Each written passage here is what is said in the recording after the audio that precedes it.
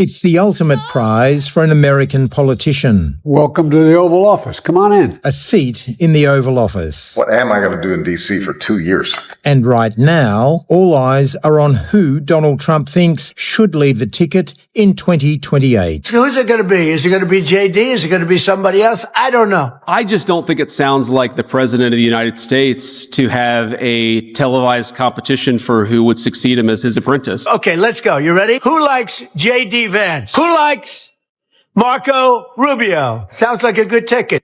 JD Vance rose to fame by pushing his hillbilly roots. A former critic of the president, he embraced the MAGA movement and won a Senate seat in his native Ohio with Trump's backing. Marco Rubio is more of a traditional Republican, in the Ronald Reagan mold. He had a long career in the Senate and ran against Donald Trump for the presidential nomination in 2016. He trash-talked his now boss on the campaign trail. Hello and welcome. Adam is here. So this happening right now, JD Vance, once Trump's chosen heir and the future of MAGA, is now being publicly humiliated and privately discussed as someone who needs to be removed and replaced.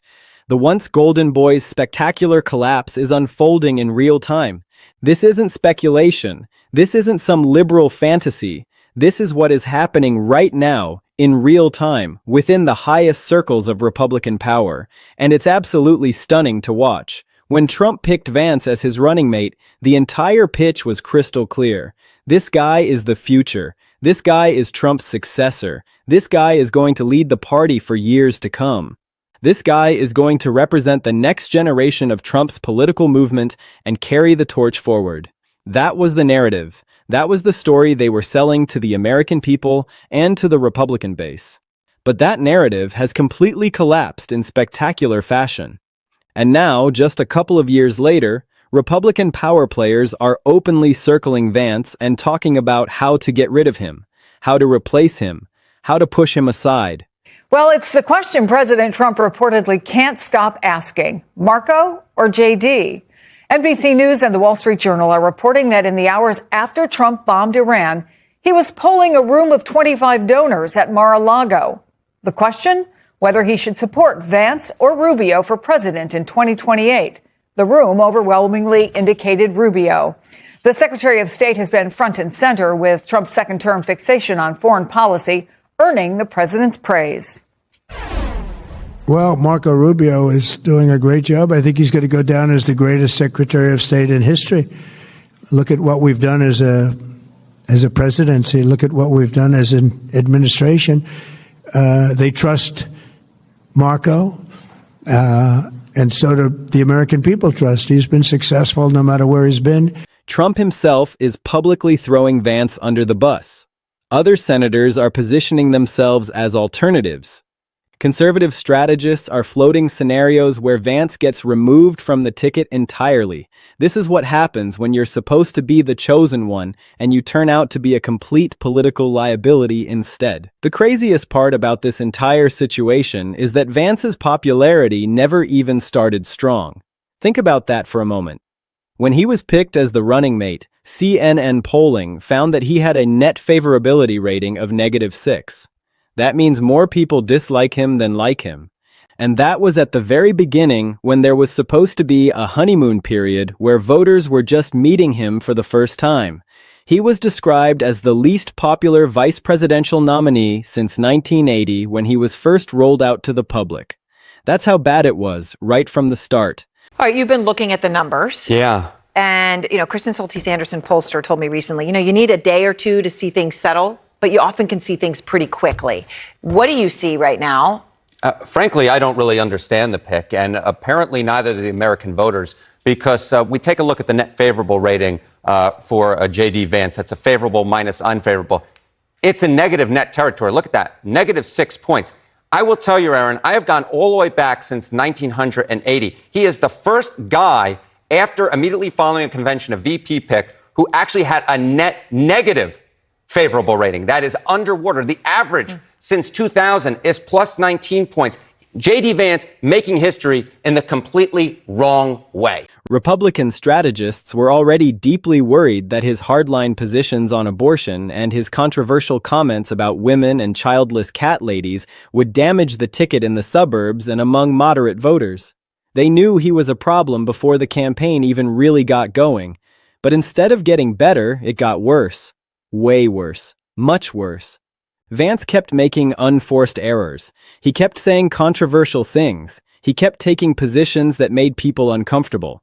And the more voters saw of him, the more unpopular he became. Republican insiders started talking as early as July 2024 about whether Trump might just dump him from the ticket entirely because he was dragging down the presidential ticket so badly. These were Republicans saying this. These were Trump's own people saying that Vance was a huge problem. Creepy, weird, out of touch, a disaster. Those are just some of the ways Donald Trump's pick for vice president is being described by political opponents and even Republican critics. According to some polling, JD Vance has the lowest favorability rating of any vice presidential nominee since the 1980s. The Ohio senator's staunch anti-abortion stance, as well as recently resurfaced comments he made branding U.S. Vice President Kamala Harris and women without kids as childless cat ladies who wanted to make the country miserable, are adding fuel to the debate. One GOP senator told reporters it was pretty generally thought inside the party that Trump's son and Tucker Carlson had pushed Trump into picking Vance, and that it wasn't coming from his core campaign advisors. That meant Vance was never fully embraced by the party establishment. He was always seen as someone who was forced on the ticket rather than being the obvious choice. And the consensus was clear. Trump probably wouldn't dump Vance from the ticket because that would mean admitting a huge mistake publicly. But Republicans were already saying that Vance was a huge drag on the GOP ticket and that things were only going to get worse going forward. They were already planning for a future without him. They were already thinking about what comes next. And now we're seeing that play out in real time. Trump himself has been throwing Vance under the bus constantly. On Fox News, when asked directly if Vance is his successor, Trump wouldn't commit to it. He waffled. He dodged the question. He wouldn't say what you'd expect him to say if Vance was actually the chosen one. During the abortion debate, Trump publicly disavowed Vance's position on federal abortion bans. Trump said he wouldn't sign something that Vance said he would sign. Trump was directly contradicting his own vice president in public on television in front of millions of people. That's not what you do to someone you're grooming to be your successor. That's what you do when you're signaling that someone is expendable. That's what you do when you're preparing the ground to get rid of them. And now other Republicans are openly positioning themselves as alternatives. Josh Hawley, a MAGA senator, just launched a new anti-abortion group called the Love Life Initiative. Everyone knows this is a direct challenge to Vance. This is Hawley building his own power base. This is Hawley positioning himself as a harder-line alternative to Vance on abortion. The White House was reportedly raging at Hawley for doing this. They knew what he was really doing, and Hawley wasn't alone. Ted Cruz and Rand Paul are also being watched as potential 2028 candidates. These are all senators who are positioning themselves as alternatives to Vance for the future of the Republican Party. But here's where it gets really wild. There are even conservative strategists floating more extreme scenarios. One conservative writer named Scott McConnell actually proposed that Vance should use the 25th Amendment to remove Trump from power if things get bad enough. McConnell was arguing that Vance should back a 25th Amendment transition and potentially become president himself. That's how fractured the party is.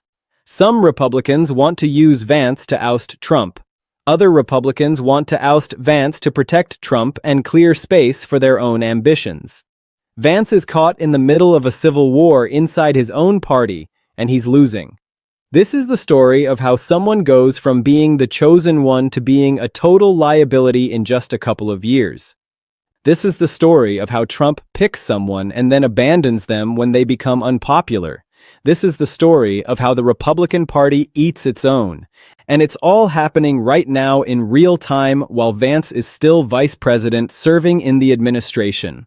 What's particularly striking about this moment is how fast everything changed. Vance didn't have years of slowly declining influence. He didn't gradually lose support over time. He became immediately unpopular when he was introduced to voters and has only gotten worse since then. That's remarkable. That's a historic failure for someone in his position.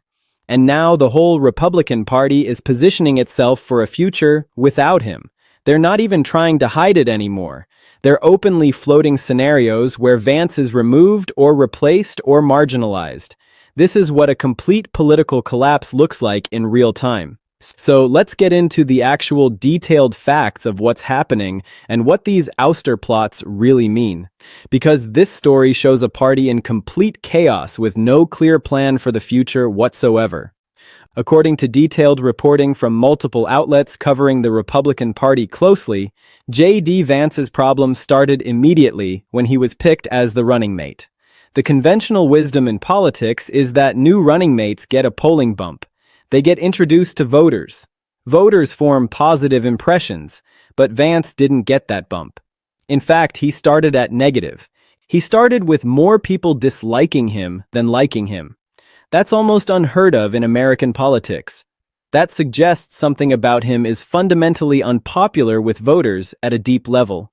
Republican strategists were deeply worried about this from the very beginning. They understood that Vance's controversial comments about women could alienate suburban voters and moderate voters who were crucial to winning the general election.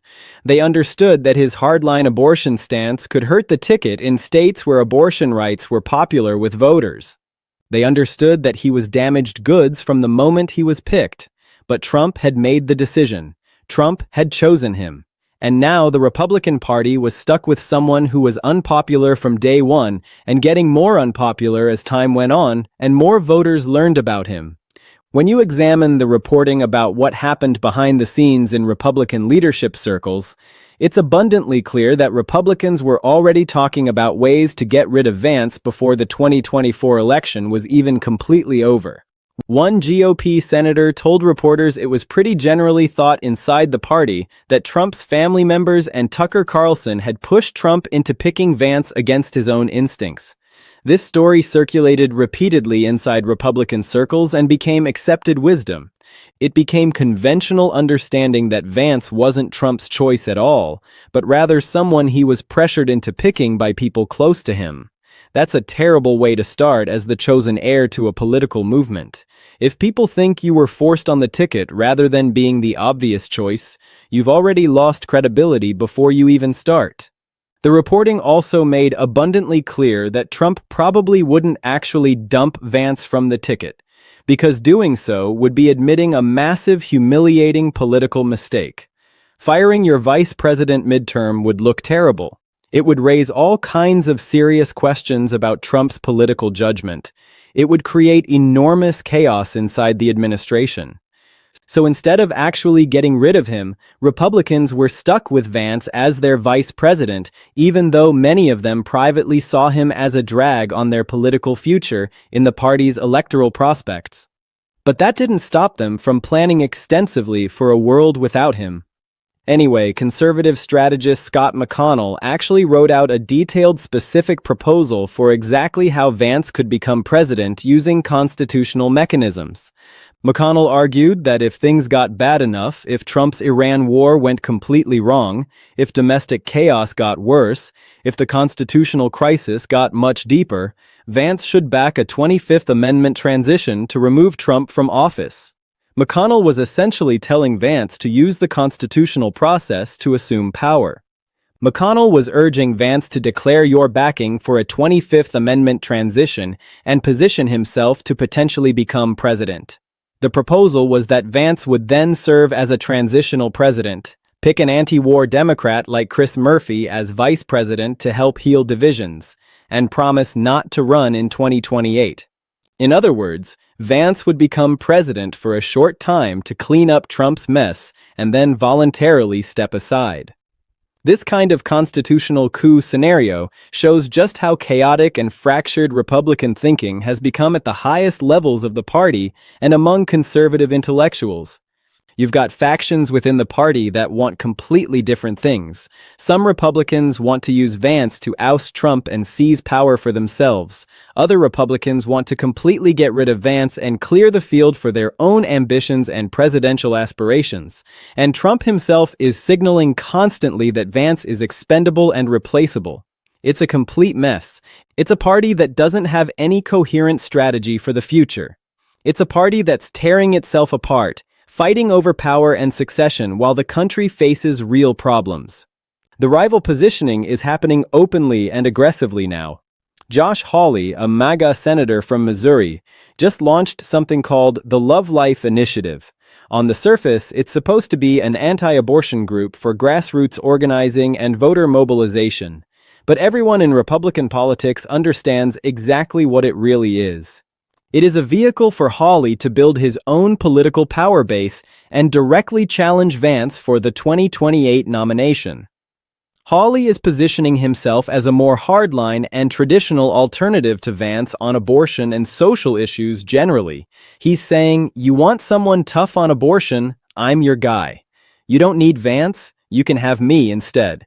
The White House was reportedly absolutely furious about this initiative. They understood immediately what Hawley was doing. They understood that he was directly and explicitly challenging Vance's position in the party and potentially his future viability as a national candidate. And Hawley isn't the only one doing this. Ted Cruz and Rand Paul are also being closely watched as potential 2028 candidates by political observers and strategists. These are all established senators with their own power bases. They're all actively and strategically positioning themselves as alternatives to Vance for the future leadership of the movement. The message from all of them is crystal clear. Vance isn't inevitable. Vance isn't the chosen one. Vance isn't destiny. There are other people who might be significantly better suited to carry the MAGA banner forward into the next decade. Even Vance's home base in Ohio isn't safe anymore going forward. Biotech entrepreneur Vivek Ramaswamy has surfaced as a potential candidate for Vance's Ohio Senate seat. That means if Vance's national standing collapses completely at some point, he might not even be able to hold on to his Senate seat when he faces re-election. He could be challenged in his home state by a rising political entrepreneur like Ramaswamy, who has his own platform and his own base of support. That's how badly his position has deteriorated in just a short time. He's being undercut from above by Trump himself. He's being squeezed from the side by rivals like Hawley, Cruz, and Paul. And now he's even being threatened from below with potential serious challenges in his own home state. And then there are all the missteps and setbacks that have exposed the limits of Vance's political influence and power. He's flopped on endorsements of candidates who didn't win. He's been wrong on major policy questions and predictions. He's failed to deliver on promises to the base. He's become increasingly isolated within Republican leadership circles in the wider party. The more time passes, the more it becomes absolutely clear that Vance is not an emerging figure. He's a declining figure. He's not someone who's going to be leading the party into the future. He's someone who peaked way too early and is now watching his position deteriorate in real time. Alright, so let's talk about what this all means and why it matters so much, because this story tells us something really important about the Republican Party in American politics right now. First, JD Vance was supposed to be the future of the entire movement. He was supposed to be the young, articulate face of MAGA. He was supposed to be the guy who would carry Trumpism forward into the next generation successfully. He was supposed to be the heir apparent. That was the entire narrative and story being sold when Trump picked him as vice president. But that narrative has completely collapsed and fallen apart in just a couple of years. He's become such a political liability that Republican power players are openly discussing how to get rid of him, how to replace him, how to marginalize him completely. That's a stunning reversal of fortune. That's a spectacular and rapid failure of epic proportions. Trump himself is directly responsible for this disaster and this failure. Trump picked Vance. Trump chose him as the running mate. Trump put him in this position and in the public eye. And now Trump is publicly throwing him under the bus repeatedly. Trump is contradicting him on policy issues. Trump is signaling loudly that he's expendable and replaceable. Trump is refusing to call him his successor when directly asked. This is exactly what Trump does when he's done with someone. This is how Trump signals that someone is no longer useful to him. Vance was supposed to be Trump's protege and his heir, but Trump treats him like he's expendable. Trump doesn't seem to care about destroying Vance's political future as long as it helps Trump politically in the moment. This reveals a Republican Party that has no coherent plan for the future whatsoever. Instead of uniting behind a clear successor and building toward coherent vision, the party is tearing itself apart internally. You've got different factions pulling in different directions simultaneously. You've got people wanting to use Vance to oust Trump. You've got people wanting to get rid of Vance entirely and install someone else. You've got senators like Hawley and Cruz positioning themselves as alternatives to Vance. You've got strategists floating all kinds of schemes and plots. It's chaos. It's dysfunction. It's a party that's more interested in internal warfare than in actually building something for the future. The fact that Vance's unpopularity was so immediate and so severe suggests that there's something fundamentally wrong with his political brand and appeal. This isn't just about bad luck or bad timing or poor campaign strategy. This is about the fact that voters look at Vance and they don't like what they see. They see someone who's weird. They see someone who's saying offensive things about women. They see someone who's extreme on various issues. They see someone who doesn't fit with the rest of the party. And that's a problem that can't be fixed with better messaging or better campaign strategy. That's a problem that's baked into who Vance is as a person and politician. Trump's public disavowal of Vance is particularly telling and revealing about what's really happening. When Trump contradicted Vance on abortion, when Trump refused to call him his successor when directly asked by reporters, when Trump threw him under the bus on television, those moments show that Trump has given up on Vance completely. Trump is signaling to the party that it's okay to move on from Vance. Trump is giving explicit permission for other Republicans to start planning for a post-Vance future, and they're taking that permission and running with it. They're circling, they're plotting, they're positioning themselves as alternatives. Trump has essentially cut Vance loose, and the party is following his lead immediately. Now, what does this mean going forward? It means Vance's political future is in very serious doubt. He's vice president right now, so he has the title, but he's lost the support of his own party. He's lost the backing of Trump. He's lost the confidence of Republican strategists and operatives. He's become a liability instead of an asset.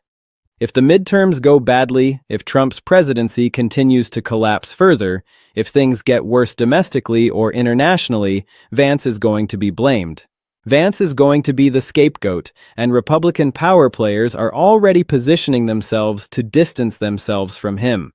The 2028 succession fight is going to be absolutely brutal inside the Republican Party. You've got different factions with different candidates. You've got Trump family members who might want to run. You've got senators like Hawley, Cruz, and Paul already building their own power bases. You've got ideological factions who want completely different things. There's no clear consensus about who should be the heir. There's no clear vision for what the party should stand for. And Vance is caught in the middle of all of this, losing ground every single day as weeks and months pass. He started as the chosen one with Trump's public backing and endorsement. He's becoming the person that everyone wants to get rid of and move past. He started as the future of the entire movement. He's becoming the past. The Republican Party is moving on without him completely. This is what happens when you build your entire political identity and career on being someone else's heir. When that person decides you're not useful anymore, you have nothing left to stand on. Vance hitched his wagon to Trump. He built his political brand as Trump's chosen successor. And when Trump decided Vance was a liability, Vance became radioactive. He became someone that Republicans want to distance themselves from. He became someone that other ambitious politicians want to run against. He became expendable. And that's the ultimate lesson here. In Trump's orbit, nobody is indispensable. Nobody is irreplaceable. Nobody is truly secure. You're only as useful as your last election result. You're only as relevant as Trump's current mood toward you. The moment you become a problem instead of an asset, You become expendable. You can be discarded, you can be abandoned, you can be thrown under the bus. And that's exactly what's happening to JD Vance right now. Make sure you're subscribed because this is going to keep developing and changing. This story is far from over. Hit that subscribe button. I'll see you next time.